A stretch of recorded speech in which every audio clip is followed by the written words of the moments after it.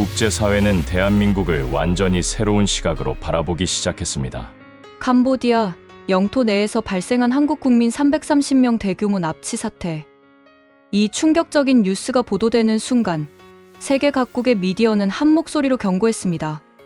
이것은 일반적인 범죄 사건의 범주를 넘어섰다고 말입니다. 그러나 캄보디아 당국의 반응은 무책임과 방관으로 점철되었습니다. 바로 이 시점부터 한국의 대응 작전이 은밀하면서도 신속하게 전개되기 시작했죠. 불과 이틀이라는 짧은 시간 동안 정부 합동 대책팀이 구성되었고 당국은 확고한 입장을 발표했습니다. 우리 국민을 결코 버리지 않을 것이다. 가용한 모든 방법을 동원할 것이다. 그리고 결국 한국 특수 전력이 캄보디아 국경을 넘는 그 역사적 순간 온 세상이 숨죽이며 지켜봤습니다. 대화보다 실행을, 양보보다 원칙을 우선한 국가, 바로 대한민국입니다. 지금부터 여러분께 그 놀라운 사건의 전체 과정을 말씀드리겠습니다. 330이라는 수치, 이것이 갖는 의미를 제대로 이해하고 계십니까? 저 데이비드 헌터는 30년 넘게 인터폴에서 초국가적 범죄를 담당해 왔는데 단일 국가 시민이 이 정도 규모로 집단 인질이 된 사례는 극히 드뭅니다. 하지만 정작 더욱 충격적이었던 것은 다른 부분이었습니다. 일반적으로 각국 정부는 이런 위기 상황에서 사태를 조용히 수습하려는 경향을 보입니다. 국민 여론을 가라앉히고 외교 루트를 통한 해결을 언급하며 시간을 벌다가 결국 유야무야 마무리하는 것이 통례죠. 태국 사례가 대표적입니다. 베트남 역시 동일한 방식을 택했고요. 그래서 저 역시 한국도 비슷한 경로를 밟을 것이라 예측했습니다. 그런데 서울 정부로부터 전해진 소식은 제 모든 추론을 완전히 뒤엎어 버렸습니다. 제 소개를 하자면 저는 데이비드 헌터라고 합니다. 과거 인터폴 국제범죄 분석관으로 근무했던 경력이 있습니다. 동남아시아의 조직 범죄 세계를 그야말로 지독하게 경험해 왔습니다. 부정부패에 물든 공직자들, 손 놓고 있는 무능한 행정부, 그리고 그 틈바구니에서 희생당하는 외국인 피해자들. 항상 반복되는 패턴이었죠. 캄보디아 현지에서 올라온 첫 리포트를 접했을 때도 저는 그저 평범한 사건 케이스 중 하나로 취급했습니다. 런던 본부 사무실에서 차가워진 커피잔을 손에 든 채 문서를 훑어보면서도 솔직히 특별한 긴장감은 느껴지지 않았습니다. 한국인 인질 330명 사례, 단순한 통계 자료에 불과했습니다. 숫자일 뿐이었죠. 동남아 지역에서 외국인 대상 납치 범죄는 거의 매주 발생하는 일상적 현상이었으니까요. 그런데 한국의 반응은 예상 밖이었습니다.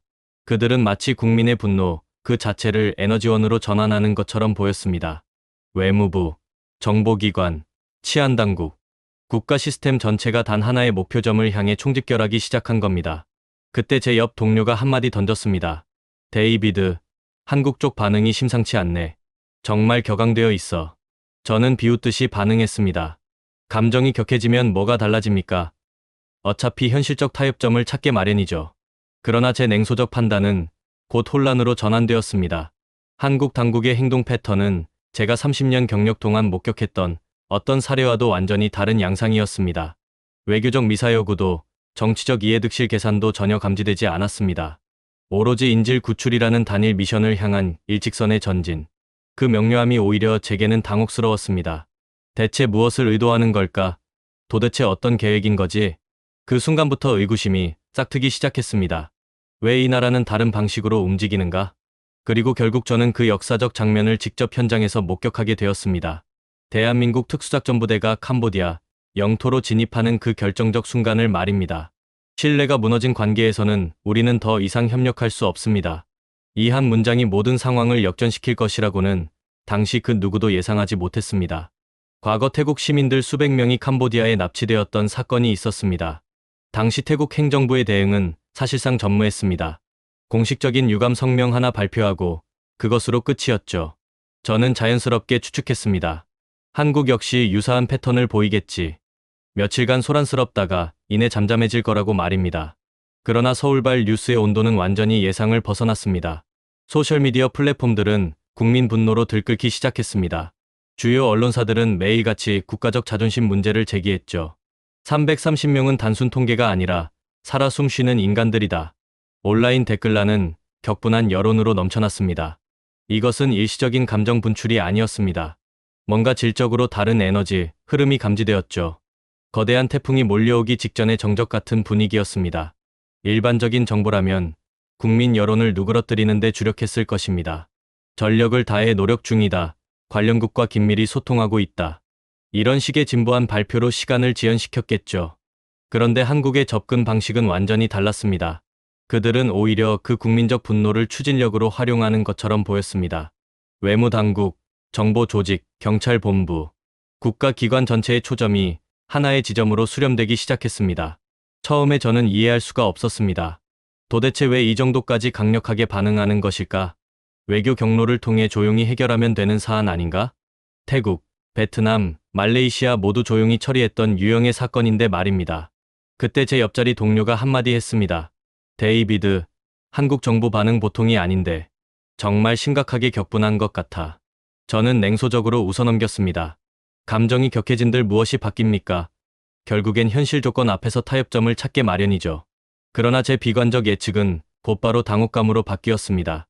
한국 행정부의 행동 양식은 제가 30년 동안 관찰해온 어떤 사례와도 판이했습니다. 외교적 레토릭도 정치적 손익 계산도 전혀 보이지 않았습니다.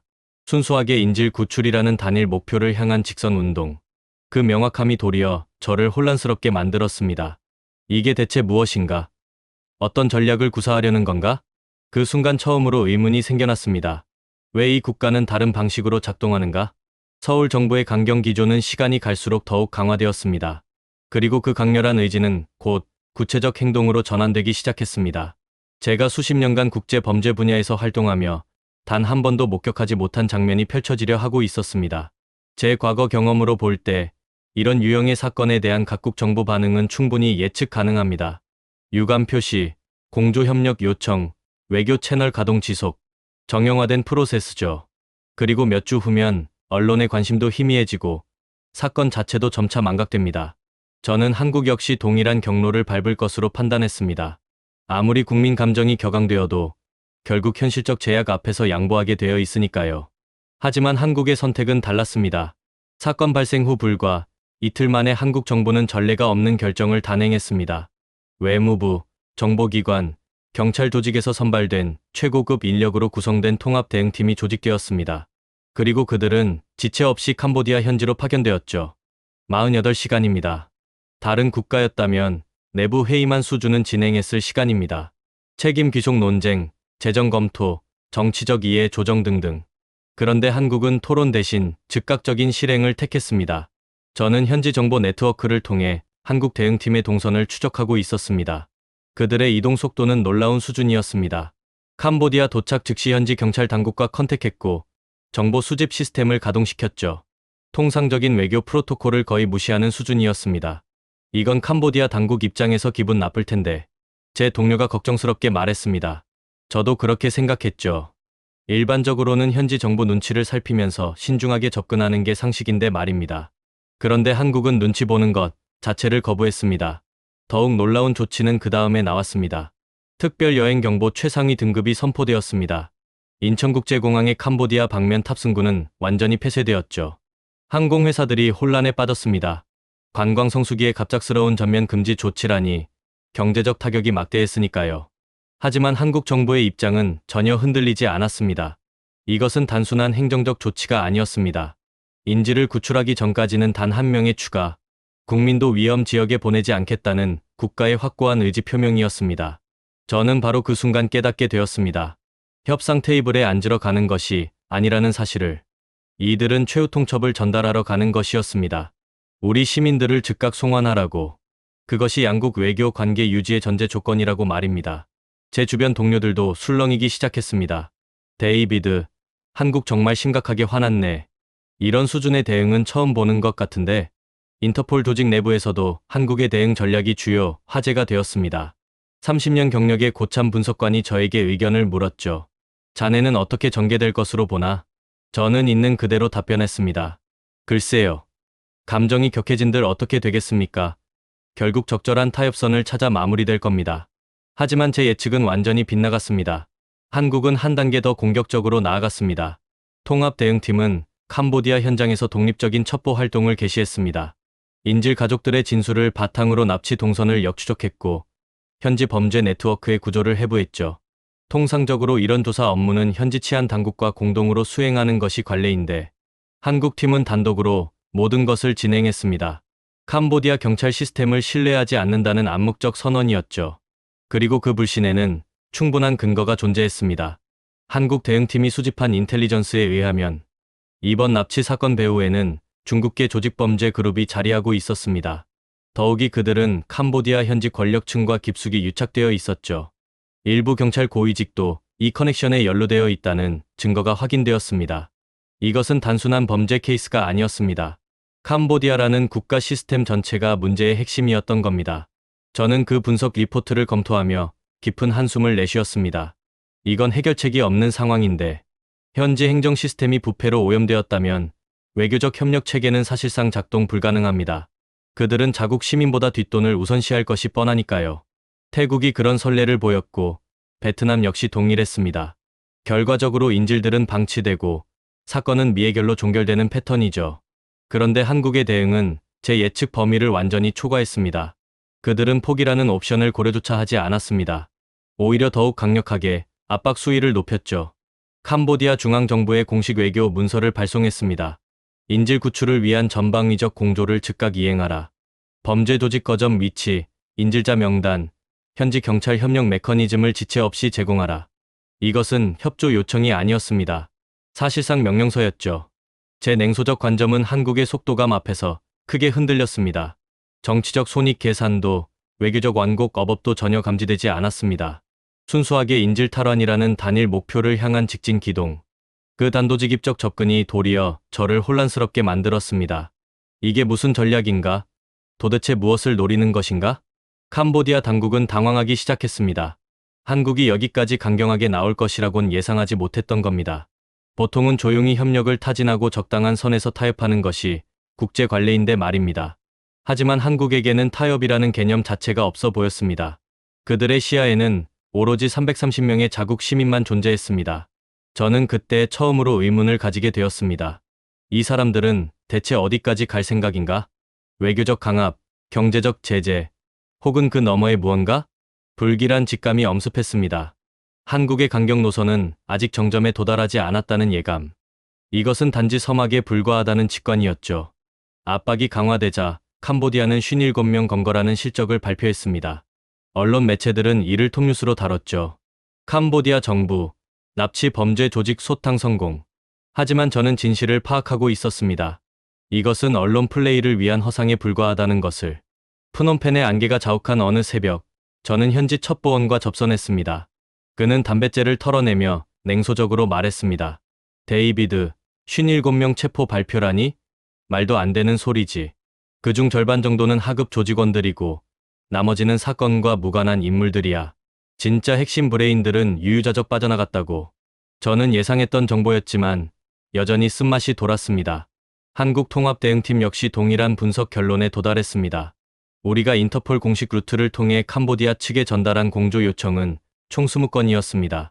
범죄 조직 핵심 인물 위치 추적, 인질 감금 장소 정보, 현지 경찰 협력 시스템, 모두 긴급성과 중요성이 최고 수준인 사안들이었죠. 그런데 회신이 도착한 거는 겨우 6건. 응답률 30%입니다. 이것은 협력이라고 부를 수 없었습니다. 사실상 방해 행위에 가까웠죠. 더욱 가관인 것은 그 6건의 회신 내용조차 형편없이 부실했다는 점입니다. 현재 조사 중, 확인 불가, 담당 관할 외 지역, 변명과 핑계로 가득한 답변뿐이었습니다. 한국 대응팀의 한 요원이 분노를 폭발시켰습니다. 이게 협조라고 할 수 있습니까? 우리를 완전히 무시하는 거 아닙니까? 저는 그에게 차분히 설명했습니다. 무시가 아닙니다. 이것은 그들 시스템의 한계입니다. 캄보디아라는 국가는 부정부패라는 거대한 장벽으로 사방이 차단되어 있었습니다. 제 정보 제공자는 계속해서 말을 이었습니다. 지방 공무원들 주머니로 유입되는 불법 자금이 있는데 그들이 움직일 리가 있나? 납치 조직에서 제공하는 뇌물 액수가 공무원 정규 급여를 훨씬 초과한다고. 시엠립 지역 경찰 책임자 말이야. 그 사람 자식이 프놈펜에서 고급 외제차 몰고 다닌대. 정상적인 급여로 가능한 생활 수준인가? 저는 다시 한번 한숨을 내쉬었습니다. 이것은 제가 30년 동안 동남아시아에서 반복적으로 목격해온 익숙한 구조였습니다. 한국 측의 강경함은 좌절로 전환되는 것처럼 보였습니다. 통합대응팀 내부 회의장에서 절망감이 확산되었습니다. 최영수 차관님, 캄보디아 측은 협력할 의사가 전혀 없습니다. 공식 소통 채널은 사실상 단절된 상태입니다. 한 요원이 침통하게 보고했죠. 회의실 분위기는 무겁게 침잠했습니다. 외교적 압박도 경제적 위협도 통하지 않는다면 이제 무슨 수단이 남았습니까? 그런데 최영수 차관의 표정은 오히려 침착했습니다. 그는 천천히 고개를 끄덕이며 입을 열었습니다. 예상 범위 내의 결과입니다. 우리는 애초부터 인지하고 있었습니다. 캄보디아 정부가 협조 의사가 없을 것이라는 점을. 저는 그 발언을 듣고 깜짝 놀랐습니다. 알고 있었다고요? 그렇다면 지금까지 진행한 외교적 노력들은 도대체 무엇이었습니까? 최영수 차관은 창 너머를 응시하며 설명을 이어갔습니다. 우리에게는 명분이 필요했습니다. 국제 커뮤니티에 제시할 정당성 말입니다. 우리가 가용한 모든 외교 수단을 동원했다는 것을, 상대국이 협력을 거부했다는 것을 입증할 명분이 필요했습니다. 저는 그 순간 비로소 이해했습니다. 지금까지의 강력한 외교 압박은 진짜 목표를 위한 사전 작업이었다는 것을. 그렇다면 이제는? 한 요원이 조심스럽게 질문을 던졌습니다. 다음 단계로 이행하는 겁니까? 최영수 차관은 확고하게 고개를 끄덕였습니다. 본부에 즉시 보고합니다. 외교적 해결 경로 완전 차단. 차기 대응 옵션 검토 요청. 그 순간 제 등골에 소름이 돋았습니다. 차기 옵션이라니. 그것이 무엇을 의미하는지 저는 너무도 명확하게 알고 있었습니다. 외교 수단 다음은 물리적 힘입니다. 군사적 개입이죠. 설마 정말로 그것까지 고려하고 있는 겁니까? 현지 첩보원과의 후속 접촉에서 저는 신중하게 질문을 던졌습니다. 한국이 실제로 군사력을 동원할 가능성이 있다고 보십니까? 그는 비웃는 표정을 지었습니다. 말이 안 되지. 주권국가 영토 내부에서 군사 개입이라고. 그건 사실상 선전포고야. 국제법 정면 위반이고 한국이 아무리 분노해도 그 선은 넘지 않을 거라고. 저 역시 같은 생각이었습니다. 상식의 범주에서 보면 불가능한 시나리오였으니까요. 그러나 한국은 순진한 판단을 하지 않았습니다. 그들 역시 이 현실의 장벽을 충분히 인식하고 있었을 것입니다. 캄보디아가 공조를 거부할 것이라는 점도, 부패한 권력층이 움직이지 않을 것이라는 점도 말입니다.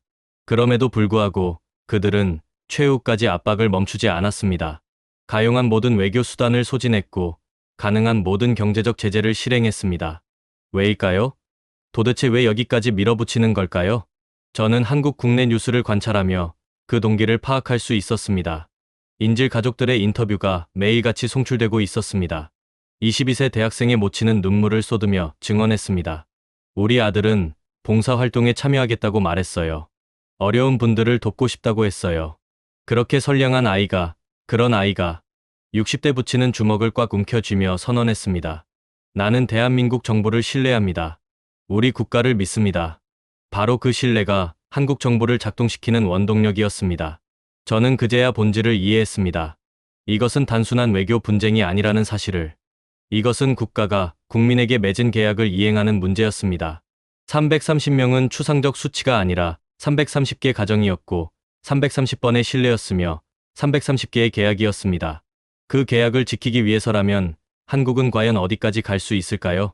어두운 예감이 저를 엄습했습니다.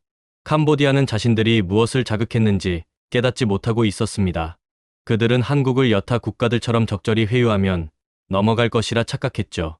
그러나 한국은 근본적으로 달랐습니다. 이들에게 타협이라는 선택지는 존재하지 않았습니다. 외교가 실패하면 다음 단계 수단을 동원할 뿐이었습니다. 회의실을 떠나는 최영수 차관의 뒷모습을 바라보며 저는 혼잣말을 했습니다. 이것은 단지 시작점에 불과하구나. 부패라는 거대한 장벽 앞에서 한국은 후퇴하지 않았습니다. 오히려 그 장벽을 분쇄할 채비를 하고 있었습니다. 어떠한 방식을 동원하든 말입니다. 그리고 그 준비는 머지않아 현실화될 운명이었습니다. 캄보디아 영토 내 군사 투입 가능성을 검토 중입니다. 한국 정부의 이 발표에 국제 커뮤니티가 충격에 빠졌습니다. 저는 런던 본부 사무실에서 그 속보를 접하며 믿을 수가 없었습니다. 군사적 옵션이라니요? 주권국가 영역 내에서 군사작전을 실행한다는 의미입니까? 이것은 사실상 무력 충돌 행위입니다. 국제법 명백한 위반이고 외교관계 파탄이죠. 실현 불가능한 시나리오였습니다. 그러나 한국 외교부 대변인의 표정은 극도로 진지했습니다. 우리 정부는 자국 시민 보호를 위해 동원 가능한 모든 방법을 고려하고 있습니다. 외교적 경로가 봉쇄될 경우 우리는 대안 옵션을 제외하지 않을 것입니다. 취재진이 술렁이기 시작했습니다. 그것이 군사적 방법을 뜻하는 겁니까? 대변인은 잠깐 침묵한 후 답변했습니다. 모든 가능성을 개방해두고 있습니다. 제 주변 동료들이 혼란에 빠졌습니다. 정신 나갔네. 캄보디아 국토에서 군사작전이라니? 그건 침공이잖아. 한 동료가 외쳤습니다. 다른 동료 역시 부정적이었죠. 한국이 아무리 격분했어도 설마 저 수준까지 가겠어. 이건 허장성세일 뿐이야. 캄보디아를 압박하기 위한 전술적 발표일 거야. 저 역시 그렇게 믿고 싶었습니다. 상식적 사고로는 실현 불가능했으니까요. 그런데 한국의 후속 행보는 제 예상을 완전히 뒤집었습니다. 국방부가 공개 브리핑을 개최했습니다. 그리고 과거 선례 하나를 제시했죠. 2011년 소말리아 해상 아덴만 여명 작전. 해적단에게 납치된 한국 선원 구출을 위해 한국 해군 특수전력이 투입된 작전이었습니다. 그 작전은 완벽하게 성공했습니다. 인질 전원 무사 구출, 해적 제압, 단 한 건의 중상자도 발생하지 않았습니다. 국방부 대변인은 침착하게 발언했습니다. 아덴만 여명 작전은 우리 군사력의 능력을 증명한 사례입니다. 그 당시에도 실현 불가능하다는 분석이 지배적이었습니다. 그러나 우리는 성공시켰습니다. 그리고 필요하다면 우리는 재현할 수 있습니다. 그 발언 순간 브리핑룸의 분위기가 얼어붙었습니다. 이것은 허장성세가 아니었습니다. 진심 어린 의도였습니다. 저는 급하게 과거 기록을 검색했습니다. 아덴만 여명 작전 2011년 1월 실행. 한국 해군 특수전 부대가 소말리아 해적에게 납치된 사무주얼리 선박을 급습했습니다. 작전 소요 시간 단 6시간. 인질 전원 생還. 해적 8명 사살, 5명 생포. 부상자는 단 1명. 그마저도 경미한 수준이었죠. 완벽 그 자체의 작전이었습니다. 하지만 그것은 해상이었습니다. 공의 영역이었죠. 이번 상황은 차원이 다릅니다. 캄보디아는 주권을 가진 독립국가의 영토입니다. 법률적, 외교적 제약은 비교할 수 없이 높았습니다. 해상해적 제압과 타국 영토 내 군사작전은 완전히 다른 성격의 문제였죠. 국제법 관점에서 명백한 주권 침해에 해당합니다. 유엔 안전보장이사회의 제재 가능성도 있고 국제 커뮤니티로부터의 고립 위험도 존재합니다. 그러나 한국의 메시지는 분명했습니다. 외교로 불가능하면 무력으로 회수하겠다. 이것은 제 경험 범위를 완전히 넘어서는 상황이었습니다. 인질 사건 하나로 전쟁 위험을 감수하겠다는 겁니까? 국제적 비판을 각오하겠다는 겁니까? 저는 그들이 단순 협박을 하고 있다고 애써 해석하려 했습니다. 그러나 한국 정부 인사들의 눈빛에서 저는 관계에 가까운 진정성을 감지했습니다. 현지 정보 제공자에게 재차 연락을 취했습니다. 한국이 실제로 군사작전을 단행할 것으로 보십니까? 그는 잠시 망설이더니 대답했습니다. 데이비드, 솔직히 판단이 안 서. 상식으로는 절대 불가능이야. 하지만 한국은 지금 상식의 범주에서 벗어나 있어. 저 사람들은 정말로 미쳤어. 긍정적 의미에서 말이지만. 저 역시 동의했습니다. 이것은 광기 어린 결정이었습니다. 하지만 그 광기를 실제로 실행할 것 같은 국가였습니다. 캄보디아는 패닉 상태에 빠지기 시작했습니다. 프놈펜 정부 청사는 긴급 대책회의로 붐볐습니다. 한국이 실제로 군대를 파견할 리가 없어. 이건 협박 전술이야. 일부 관료는 확신에 차서 말했죠. 그러나 다른 관료들은 불안감을 감추지 못했습니다. 아덴만 작전 결과를 봤어. 저들은 실제로 해냈어. 소말리아 해적들을 완전 소탕했다고. 만약 우리 국토에서 그런 작전을 실행한다면 국제사회 역시 주목하기 시작했습니다. 미국 국무부는 한국의 자국민 보호 의지는 이해하지만 국제법 틀 내에서 해결되기를 희망한다고 입장을 밝혔습니다. 중국 외교부는 주권 존중 원칙을 재차 강조했죠. 유엔 사무총장 역시 외교적 해법을 권고했습니다. 하지만 한국의 입장은 전혀 흔들리지 않았습니다. 한국 국방부 장관이 직접 전면에 나섰습니다. 우리는 평화적 해결을 선호합니다. 하지만 우리 국민의 생명보다 우선하는 평화는 존재하지 않습니다. 캄보디아 정부가 협력을 거부한다면 우리는 독자적으로 구출 작전을 실행할 것입니다. 이것은 위협이 아닙니다. 확약입니다. 그의 음성은 확고부동했습니다. 일말의 동요도 없었죠. 저는 그때 처음으로 한국이라는 국가에 대해 공포와 동시에 형언할 수 없는 존경심을 느꼈습니다. 이것은 단순한 외교 수사가 아니었습니다. 실제 준비를 진행하고 있었습니다. 한국군 특수전력이 비공개로 훈련을 개시했다는 정보도 입수되었습니다. 시가지 전투훈련, 인질탈환 훈련, 야간 침투 훈련, 모든 것이 실전을 전제로 한 움직임이었습니다. 캄보디아는 이제 진정으로 두려움을 느끼기 시작했습니다. 한국이 실제로 진입할 수도 있다. 그 공포감이 프놈펜 전역으로 확산되었습니다. 부패 관료들도 중국계 범죄 조직도 이제는 긴장 상태에 돌입했죠. 한국은 진심이었습니다. 자국민 330명을 구출하기 위해서라면 국제적 비판도 외교적 갈등도 심지어 무력 충돌 위험까지도 감당하겠다는 무서운 결의였습니다. 저는 혼잣말을 했습니다. 이것은 국가적 관계인가? 아니면 숭고한 결단인가? 정답은 명확하지 않았습니다. 하지만 한 가지는 확실했습니다. 한국은 결코 물러서지 않을 것이라는 점. 그리고 그 불굴의 의지 앞에서 캄보디아는 선택을 강요받고 있었습니다. 협력하거나 아니면 한국 군대와 대면하거나. 시간은 계속 흘러가고 있었고 한국의 인내심은 한계점에 도달하고 있었습니다. 군사 옵션 검토가 발표된 지 20시간 후 한국은 실행에 옮겼습니다. 국방부는 극비리의 707특임단 최정예 요원들을 선발했습니다. 대한민국 최고의 특수부대 아덴만 여명 작전을 성공시켰던 바로 그 부대였죠. 저 또한 공조협조로 구출 작전에 투입되었습니다. 30년간 쌓아온 현지 정보망과 동남아 범죄 조직에 대한 전문성을 인정받은 겁니다. 첫 번째 임무는 명확했습니다. 박민준 구출. 22살 대학생, 봉사활동을 위해 캄보디아 땅을 밟았던 평범한 청년이었습니다. 그의 아버지는 60대, 대한민국 산업화의 역사를 온몸으로 살아낸 세대였습니다. 작전 브리핑에서 저는 그의 아버지 인터뷰 영상을 봤습니다. 핏발선 눈으로 카메라를 응시하며 아버지는 울먹였습니다. 우리 아들이 돌아오면 젊은 세대가 자랑스러워할 수 있는 대한민국이 있다는 것을 보여주고 싶소. 나는 대한민국을 믿습니다. 국민 한 사람을 버리지 않는 우리 정부를 믿소. 그의 목소리는 떨렸지만 그 속에 담긴 믿음은 확고했습니다. 저는 그 장면을 보며 가슴이 먹먹해졌습니다. 그리고 더 놀라운 소식을 들었습니다. 대한민국 합동참모의장 윤철호 대장이 직접 박민준 학생의 아버지가 사는 허름한 빌라를 찾았다는 것입니다. 국가 최고 군사지휘관이 한 시민의 집을 직접 방문한 겁니다. 브리핑 담당 장교가 말했습니다. 윤 의장님께서 아버지께 직접 약속하셨습니다. 반드시 아드님을 데려오겠다고. 회의실의 707특임단 요원들은 숙연해졌습니다. 이건 단순한 구출 작전이 아니었습니다. 한 아버지에게 한 국가의 약속이었습니다. 윤 의장은 아버지의 집을 나와 즉시 위성 전화를 들었다고 합니다. 특수전사령관, 즉시 707특임단 최정예 요원들로 구출팀을 구성하라. 캄보디아로 즉시 투입한다. 그 명령으로 저는 이 자리에 있게 된 겁니다. 저는 707특임단 팀장과 악수를 나눴습니다. 데이비드, 당신의 정보가 없으면 이 작전은 불가능합니다. 함께 해주셔서 감사합니다. 저는 고개를 끄덕였습니다. 최선을 다하겠습니다. 작전명은 약속의 귀환이었습니다. 저는 그 작전명을 듣는 순간 말문이 막혔습니다. 30년간 국제범죄를 다루며 저는 수많은 정보의 무책임함을 봤습니다. 자국민이 납치되어도 형식적인 대응으로 일관하는 정부들.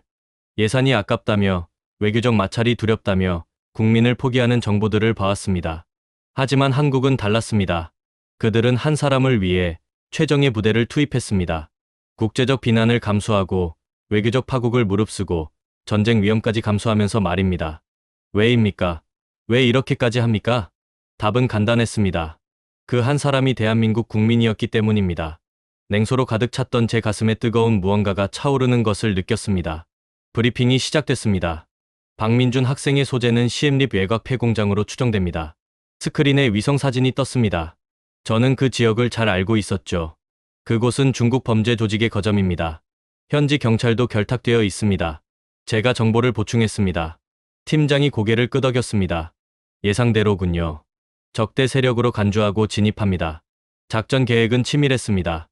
야간 침투, 신속한 제압, 인질 확보, 즉시 철수.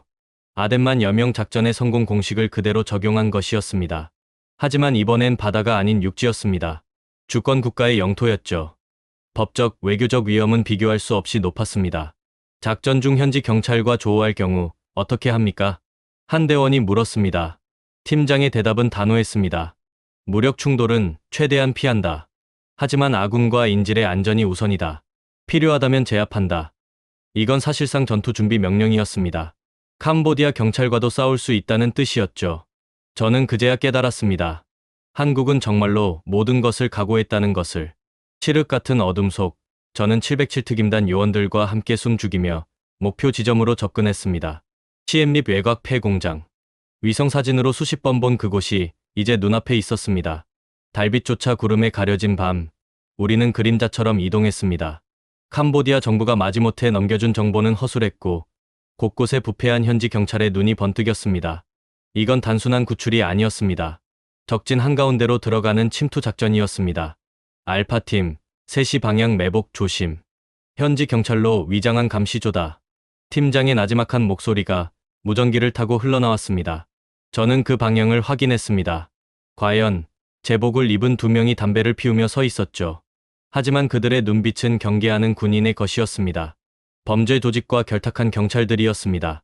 저는 손짓으로 우회로를 알렸습니다. 30년간 쌓아온 현장 경험이 빛을 발하는 순간이었습니다. 우리는 그림자처럼 흩어져 이동했습니다. 훈련된 특수부대의 움직임은 귀신 같았습니다. 소리 하나 나지 않았죠. 서쪽 담장 쪽에 사각지대가 있습니다. 2분 안에 돌파 가능합니다. 저는 지형을 분석하며 속삭였습니다. 팀장이 고개를 끄덕였습니다. 좋아. 서쪽으로 간다. 우리는 담장을 타고 넘었습니다. 하나, 둘, 셋. 모두가 소리 없이 착지했습니다. 첫 번째 건물로 접근했습니다. 문을 열기 전 팀장이 손을 들어 정지 신호를 보냈습니다. 뭔가 이상했습니다. 너무 조용했죠. 납치 시설이라면 최소한의 경비는 있어야 하는데 보이지 않았습니다. 팀장과 제 눈이 마주쳤습니다. 우리는 같은 생각을 했습니다. 함정이다. 하지만 물러설 수는 없었습니다. 박민주는 이 안에 있을 겁니다. 팀장이 손가락으로 신호를 보냈습니다. 321점. 문이 열렸습니다. 그리고 그 순간 우리가 본 것은 텅 빈 공간이었습니다. 함정이었습니다. 동시에 사방에서 총알이 빗발치기 시작했습니다. 엎드려. 팀장의 외침과 함께 우리는 재빨리 엄폐물 뒤로 몸을 숨겼습니다. 중국 범죄 조직과 결탁한 현지 경찰들이 우리를 포위한 것입니다. 총성이 귓가를 찢었습니다. 콘크리트 벽에 총알이 박히며 파편이 튀었습니다. 정보가 새어나갔다. 한 대원이 외쳤습니다. 저도 그렇게 생각했습니다. 누군가 우리의 움직임을 알고 있었던 겁니다. 캄보디아 내부의 배신자, 아니면 중국 조직의 정보망. 이유는 중요하지 않았습니다. 중요한 건 우리가 포위됐다는 사실이었습니다. 제 옆에 있던 707대원 한 명이 다리에 총상을 입고 쓰러졌습니다. 그의 신음소리에 저는 이를 악물었습니다. 다른 대원이 즉시 그를 끌어당겨 응급처치를 시작했죠. 하지만 상황은 악화일로였습니다. 사방이 적으로 둘러싸인 절체절명의 순간이었습니다. 적들은 우리의 위치를 정확히 알고 있었고 점점 포위망을 좁혀오고 있었습니다. 브라보팀, 상황 보고. 팀장이 무전을 쳤습니다. 하지만 응답이 없었습니다. 다른 팀도 똑같은 함정에 걸린 겁니다. 저는 순간 절망감을 느꼈습니다. 이대로 전멸할 수도 있다는 생각이 스쳤죠. 하지만 팀장의 얼굴에는 포기라는 단어가 없었습니다. 그는 차갑게 상황을 분석하고 있었습니다. 데이비드, 다른 루트는 없나? 저는 머릿속 지도를 미친 듯이 그렸습니다. 이 지역의 모든 골목, 모든 건물을 제 머리에 입력해뒀습니다. 제가 30년간 쌓아온 정보가 지금 이 순간을 위한 것이었습니다. 낡은 지하 수로. 이 건물 지하를 통해 연결될 겁니다. 저는 확신에 찬 목소리로 답했습니다. 이 폐공장은 과거 섬유 공장이었고 염색 폐수를 버리던 지하수로가 있었습니다. 팀장은 주저없이 결정했습니다. 지하로 간다. 우리는 부상당한 대원을 부축하며 지옥 같은 총격전을 뚫고 계단을 찾았습니다. 총알이 우리를 쫓아왔습니다. 한 대원의 헬멧에 총알이 맞았지만 다행히 관통하지 않았습니다. 우리는 미친 듯이 달렸습니다. 지하로 내려가는 철문을 발견했고 팀장이 그것을 걷어찼습니다. 계단은 좁았고 어둠은 짙었습니다. 야간 투시경을 켜고 내려갔습니다. 악취가 코를 찔렀지만 멈출 수 없었습니다. 뒤에서는 추격자들의 발소리가 점점 가까워졌습니다. 빨리. 우리는 숨을 헐떡이며 지하수로로 뛰어들었습니다. 무릎까지 차오르는 오물 속을 헤쳐나가는 것은 악몽 같았습니다. 하지만 멈출 수 없었습니다. 뒤에서 손전등 불빛이 보였습니다. 추격자들도 지하로 내려온 겁니다. 계속 가. 팀장이 외쳤습니다. 한 대원이 뒤를 돌아 사격을 했습니다. 지하수로의 총성이 울려 퍼졌습니다. 귀가 먹먹해졌지만 우리는 계속 전진했습니다. 수로는 미로처럼 복잡했습니다. 하지만 저는 방향을 알고 있었습니다. 이쪽입니다. 저는 앞장서서 길을 안내했습니다. 얼마나 갔을까요? 수로 끝에서 우리가 발견한 것은 또 다른 철문이었습니다. 녹슬고 낡았지만 분명히 최근에 사용된 흔적이 있었습니다. 자물쇠가 채워져 있었죠. 팀장이 볼트 커터를 꺼냈습니다. 철컥. 자물쇠가 끊어졌습니다. 문을 열자 우리가 본 것은 진짜 감금시설이었습니다. 도마뱀과 바퀴벌레가 들끓는 비좁은 공간. 폭행과 굶주림으로 뼈만 앙상하게 남은 수십 명의 피해자들이 짐승처럼 갇혀 있었습니다. 악취와 신음 소리가 가득했습니다. 하느님. 저는 신음처럼 중얼거렸습니다. 30년간 이런 현장을 봐왔지만 여전히 익숙해지지 않았습니다. 인간이 인간에게 이렇게까지 할 수 있다니 말입니다. 그 지옥의 가장 깊은 곳에 박민준이 있었습니다. 공포에 질려 초점 없는 눈으로 허공을 보고 있었습니다. 22살 청년의 얼굴은 늙어 보였습니다. 얼마나 고통받았을까요? 팀장이 조용히 다가갔습니다. 박민준 학생. 하지만 그는 반응하지 않았습니다. 완전히 겁에 질린 상태였죠. 팀장이 그의 어깨를 가볍게 흔들었습니다. 우리가 데리러 왔습니다. 그를 구출하려던 바로 그 순간 등 뒤에서 거구의 조직원이 칼을 들고 달려들었습니다. 저는 미처 반응하기도 전이었습니다. 다리에 총상을 입었던 707대원이 몸을 날려 저를 밀쳤습니다. 데이비드. 그리고 그는 대신 칼을 맞았습니다. 크. 비명과 함께 그가 쓰러졌습니다. 저는 충격에 얼어붙었습니다. 부상당한 몸으로 그는 저를 구했습니다. 총격전이 다시 벌어졌습니다. 어둠 속에서 총구염이 번쩍였습니다. 조직원들이 사방에서 나타났습니다. 그들도 필사적이었습니다. 잡히면 끝이라는 걸 알고 있었으니까요. 팀장은 쓰러진 대원의 상처를 지혈하며 포효했습니다. 전원 국민을 구출한다. 그 외침에 모든 대원이 응답했습니다. 예. 우리는 악착같이 싸웠습니다. 한 대원이 드디어 박민준이 갇힌 철창에 도달했습니다. 볼트 커터로 자물쇠를 끊으려는데 조직원 하나가 달려들었습니다. 대원은 한 손으로 그를 제압하고 다른 손으로 자물쇠를 끊었습니다. 철컥. 철창이 열렸습니다. 그는 박민준의 뺨을 두드리며 땀과 피로 범벅이 된 얼굴로 숨을 헐떡이며 속삭였습니다. 박민준 학생, 이제 괜찮습니다. 대한민국이 왔습니다. 그 한마디에 박민준의 눈에 생기가 돌아왔습니다. 정말 절 구하러 오신 건가요? 그의 목소리는 떨렸습니다. 네, 우리가 데리러 왔습니다. 대원은 그를 부축해 일으켰습니다. 박민준은 믿을 수 없다는 표정으로 우리를 바라봤습니다. 그리고 눈물을 터뜨렸습니다. 정말 감사합니다. 네, 이제 집에 갑니다. 기력을 잃은 박민준을 부축하고 부상당한 대원 2명을 이끌고 시설을 벗어나는 길은 들어올 때보다 더 험난했습니다. 추격자들이 끈질기게 따라왔습니다. 하지만 우리는 단 한 명도 포기하지 않았습니다. 부상당한 대원을 번갈아가며 업고 박민준을 보호하며 우리는 악착같이 탈출했습니다. 총알이 귓가를 스쳐 지나갔지만 멈추지 않았습니다. 우리는 살아남아야 했습니다. 박민준을 데리고 말입니다. 안전가옥에 도착했을 때 우리는 모두 탈진 상태였습니다. 하지만 박민준은 살아 있었습니다. 부상당한 대원들도 생명에는 지장이 없었습니다. 작전은 성공이었습니다. 팀장은 위성 전화를 들었습니다. 본부, 알파팀, 목표 확보, 전원 생존, 귀환 준비 완료. 전화에서 환호성이 들렸습니다. 저는 그 순간 무너져 내렸습니다. 한국은 해냈습니다. 정말로 해냈습니다. 한 사람을 위해 모든 것을 걸고 해낸 겁니다. 저는 바닥에 주저앉아 하늘을 바라봤습니다. 이것이 국가의 힘입니다. 국민을 절대 포기하지 않는 그 결의가 만들어낸 기적이었습니다. 그리고 작전이 끝난 후 한국 정부는 캄보디아에 단 한 줄의 메시지를 보냈습니다. 신뢰가 깨진 곳에서는 우리는 일할 수 없습니다. 그 한마디가 모든 것을 바꿔놓았습니다. 인천공항 도착 게이트 앞은 인파로 가득했습니다. 저는 박민준과 함께 귀국편에 탑승했습니다. 그의 얼굴에는 여전히 공포의 흔적이 남아 있었지만 눈빛만큼은 살아 있었습니다. 정말로 끝난 건가요? 그가 저에게 물었습니다. 저는 고개를 끄덕였습니다. 네, 이제 집에 갑니다. 그는 창밖을 바라보며 눈물을 흘렸습니다. 비행기가 착륙하자 특별 의전팀이 대기하고 있었습니다. 하지만 박민준이 가장 먼저 본 사람은 그의 아버지였습니다.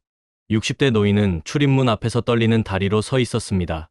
아들을 본 순간 그는 주저앉았습니다. 민준아. 박민준도 달려갔습니다. 아버지. 두 사람은 게이트 한가운데서 부둥켜 안고 울었습니다. 저는 그 장면을 멀리서 바라보며 눈시울이 뜨거워졌습니다. 주변의 수백 명의 사람들도 함께 울고 있었습니다. 박수 소리가 터져 나왔습니다. 대한민국. 누군가 외쳤습니다. 대한민국. 공항 전체가 환호로 가득 찼습니다. 이것은 단순한 귀환이 아니었습니다. 한 아버지의 눈물에 대한 국가의 약속이 지켜진 순간이었습니다. 이 사건은 단순한 구출 작전으로 끝나지 않았습니다. 태국, 베트남, 말레이시아 등 아시아 주변국들이 일제히 한국의 대응에 주목했습니다. 특히 태국 언론은 대대적으로 보도했습니다. 태국 정부는 40년간 캄보디아와 대화만 할 뿐이었다. 하지만 한국은 달랐다. 한국은 국민을 진심으로 사랑한다. 자국 정부의 무력함과 대비시키며 극찬했습니다. 베트남 네티즌들도 열광했습니다. 우리도 저런 정보를 가질 수 있을까? 한국 정부가 부럽다. 국민 한 사람을 위해 저렇게까지 하다니. 댓글창은 부러움으로 가득했습니다. 동남아 지역에서 한국에 대한 인식이 완전히 바뀌었습니다. 경제 강국이 아니라 국민을 진심으로 지키는 나라로 말입니다. 캄보디아 내부에서는 지진이 일어났습니다. 부패 관료들이 줄줄이 숙청되기 시작했습니다. 한국의 강경 대응에 놀란 캄보디아 정부는 대대적인 자정 작업을 시작했죠. 시엠립 지역 경찰서장은 구속됐고 중국 범죄 조직과 결탁한 공무원들도 조사를 받았습니다. 한국을 돌리면 안 된다. 이것이 캄보디아 정부의 새로운 원칙이 됐습니다. 전 세계 범죄 카르텔도 새로운 교훈을 얻었습니다. 한국인은 건드리지 마라. 이것이 그들의 불문율이 됐습니다. 납치 한 건 때문에 국가 전체가 움직이고 최정예 특수부대가 투입되고 외교 관계까지 파탄날 수 있다는 것을 목격했으니까요. 한국인을 건드리는 것은 곧 재앙을 자초하는 일이었습니다. 한국은 개발 원조 카드를 재검토하며 국제사회에서의 영향력을 확대했습니다. 우리의 지원은 상호 신뢰에 기반합니다. 자국민 보호에 협조하지 않는 국가에 대한 지원은 재검토될 것입니다. 외교부의 새로운 원칙이었습니다. 이것은 단순한 경고가 아니었습니다. 수십억 달러의 개발 원조를 무기로 삼았던 그 결단을 다시 할 수 있다는 명확한 메시지였죠. 동남아 국가들은 긴장했습니다. 한국의 개발 원조는 막대했으니까요. 그들은 앞다투어 자국 내 한국인 보호 대책을 강화했습니다. 전담부를 신설하고 긴급 연락망을 구축하고 범죄 조직 단속을 강화했습니다. 한국을 적으로 돌리는 것보다 파트너로 만드는 것이 훨씬 이익이라는 계산이었습니다. 저는 서울에 며칠 머물렀습니다. 한국 정부는 저에게 감사의 뜻을 전했습니다. 데이비드 선생님의 도움이 없었다면 작전은 불가능했습니다. 최영수 차관이 악수를 청했습니다. 저는 그의 손을 잡으며 말했습니다. 아닙니다. 저는 제 일을 했을 뿐입니다. 한국이 해낸 겁니다. 거리를 걸으며 저는 한국이라는 나라를 다시 봤습니다. 고층 빌딩, 빠른 지하철, 밤늦도록 불 켜진 사무실들. 하지만 이제 저는 알았습니다. 한국의 진짜 힘은 그런 게 아니라는 것을. 국민 한 사람을 포기하지 않는 결의. 그것이 이 나라의 진짜 힘이었습니다. 런던으로 돌아가는 비행기 안에서 저는 마지막 보고서를 작성했습니다. 나는 수십 년간 힘의 논리를 봐왔다. 군사력, 경제력, 외교력. 하지만 한국이 보여준 힘은 달랐다. 그것은 자국민 한 사람을 포기하지 않는 결의에서 나오는 힘이었다. 협상 테이블에서 수십억 달러를 던지고 주권 국가 영토에 특수부대를 투입하고 국제적 비난을 감수하는 그 무모함. 하지만 그 무모함이야말로 진정한 국격이었다. 저는 잠시 펜을 멈추고 창밖을 바라봤습니다. 나는 이제 한국을 다른 눈으로 본다. 말이 아닌 행동으로 증명하는 나라. 자국민 보호를 외교적 수사가 아닌 실제 행동으로 실천하는 나라. 나는 그날 한 청년이 아니라 위대한 국가의 자부심이 구출되는 것을 똑똑히 목격했다. 보고서를 마무리하며 저는 덧붙였습니다. 앞으로 동남아에서 한국인을 대상으로 한 범죄는 급격히 감소할 것이다. 왜냐하면 모두가 알게 됐기 때문이다. 한국은 진심이라는 것을, 자국민을 위해서라면 어디까지든 갈 수 있다는 것을. 이것이 바로 국가가 국민에게 줄 수 있는 가장 강력한 보호막이다. 저는 보고서를 닫고 눈을 감았습니다. 30년간 쌓아온 냉소는 완전히 사라졌습니다. 그 자리에 경외심이 자리 잡았습니다. 한국이라는 나라에 대한 깊은 경외심이었습니다. 런던 히드로 공항에 도착한 다음 날, 저는 인터폴 본부로 복귀했습니다. 사무실 문을 열자마자 동료들이 저를 에워쌌습니다. 데이비드, 정말로 해냈어. 캄보디아 땅에서 특수작전을 정말 성공시켰다고? 그들의 눈빛에는 믿을 수 없다는 표정이 가득했습니다. 저는 고개를 끄덕였습니다. 네, 제가 직접 목격했습니다. 회의실로 안내됐습니다. 인터폴 국장이 직접 참석한 긴급 브리핑이었습니다. 데이비드, 자네가 참여한 작전이 국제사회에 엄청난 파장을 일으키고 있네. 국장이 말했습니다. 스크린에는 전 세계 언론 보도가 가득했습니다. CNN, BBC, 알자지라, 르몽드 모두가 한국의 작전을 다루고 있었습니다. 한국 모델을 분석해야 하네. 이건 자국민 보호의 새로운 패러다임이야. 저는 상세한 작전 보고서를 제출했습니다. 가장 인상 깊었던 점은 일관성이었습니다. 저는 설명했습니다. 외교 압박, 경제 제재, 군사 작전까지 모든 단계가 하나의 목표를 향해 완벽하게 조율됐습니다. 정치적 계산이나 타협은 보이지 않았습니다. 오직 자국민 구출이라는 목표만 있었죠. 한 동료가 질문했습니다. 하지만 국제법 위반 아닌가? 주권 침해 문제는? 저는 잠시 생각하다 답했습니다. 법적으로는 논란의 여지가 있습니다. 하지만 한국은 명분을 완벽하게 쌓았습니다. 모든 외교적 수단을 동원했고 캄보디아 정부의 비협조를 철저히 입증했죠. 국제사회도 한국의 입장을 이해하고 있습니다. 무엇보다 저는 말을 이었습니다. 결과적으로 성공했습니다. 인질 전원 생존, 작전 성공. 이것이 가장 강력한 정당성입니다. 국장이 고개를 끄덕였습니다. 유럽 각국이 벌써 한국 사례 연구를 시작했네. 프랑스 외교부는 자국민 보호 강화 방안을 긴급 검토 중이었습니다. 독일도 마찬가지였죠. 영국 국방부는 SAS 특수부대의 해외 작전 매뉴얼을 재정비하기 시작했습니다. 한국이 만든 새로운 기준을 선진국들조차 따라가려 하고 있었습니다. 며칠 후, 저는 옥스퍼드 대학의 국제관계 세미나에 초청받았습니다. 한국의 작전을 어떻게 평가하십니까? 한 교수가 물었습니다. 청중석에는 각국 외교관과 학자들이 가득했습니다. 저는 솔직하게 답했습니다. 30년 경력의 수사관으로서 저는 처음 봤습니다. 국가가 정말로 국민 한 사람을 위해 모든 것을 거는 것을 말입니다. 하지만 비용 대비 효과는 어떻습니까? 다른 교수가 반박했습니다. 한 사람을 구하기 위해 외교 관계를 위태롭게 하고 수십억 달러의 지원을 무기로 삼고 군사작전까지 감행하는 것이 합리적인 선택이라고 보십니까? 학술적으로는 당연한 질문이었습니다. 저는 잠시 침묵했습니다. 그리고 천천히 답했습니다. 합리적이냐고 묻는다면 아닙니다. 경제적으로도 외교적으로도 손해일 수 있습니다. 하지만 저는 그 작전 현장에 있었습니다. 철창 안에서 절망에 빠진 22살 청년을 봤습니다. 그를 구하기 위해 목숨을 거는 특수부대원들을 봤습니다. 그리고 공항에서 아들을 끌어안고 우는 아버지를 봤습니다. 청중석이 조용해졌습니다. 그 순간 저는 깨달았습니다. 국가의 존재 이유가 무엇인지를요. 효율성이나 비용 계산이 아닙니다. 국민과 국가 사이의 신뢰입니다. 한국은 그 신뢰를 지켰습니다. 그리고 그 결과 전 세계가 한국을 다르게 보기 시작했습니다. 이것이야말로 진정한 소프트 파워 아닐까요? 세미나가 끝난 후 여러 외교관들이 저를 찾아왔습니다. 프랑스 외교관이 말했습니다.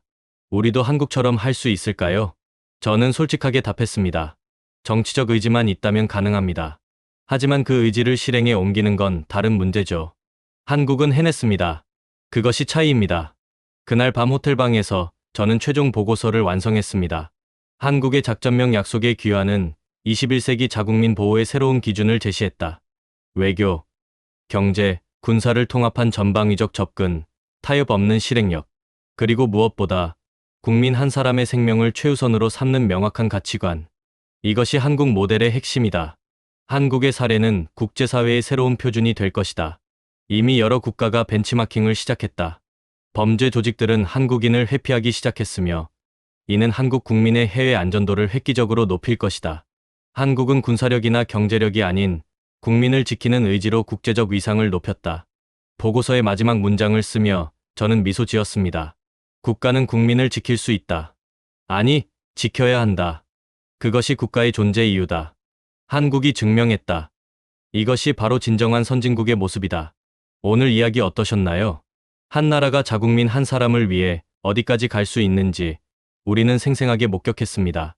외교 압박, 경제 제재, 그리고 최정예 특수부대 투입까지 대한민국은 작전명 약속의 귀환을 통해 세계에 증명했습니다. 국민 한 사람의 생명이 얼마나 소중한지, 그리고 그것을 지키는 것이야말로 진정한 국격이라는 것을 말입니다. 이번 이야기가 우리에게 주는 교훈은 명확합니다. 국가의 진짜 힘은 군사력이나 경제력이 아니라 국민을 절대 포기하지 않는 결의에서 나온다는 것. 그리고 그 결의가 행동으로 옮겨질 때 전 세계가 주목하고 존경한다는 것입니다. 우리는 그런 나라의 국민입니다. 이 영상이 감동적이었다면 좋아요 버튼으로 여러분의 마음을 전해주세요. 댓글로 오늘 이야기에 대한 생각을 나눠주시면 더욱 감사하겠습니다. 그리고 구독 버튼을 눌러주시면 앞으로도 더 감동적이고 자랑스러운 대한민국의 이야기를 계속 전해드리겠습니다. 시청해주셔서 감사합니다.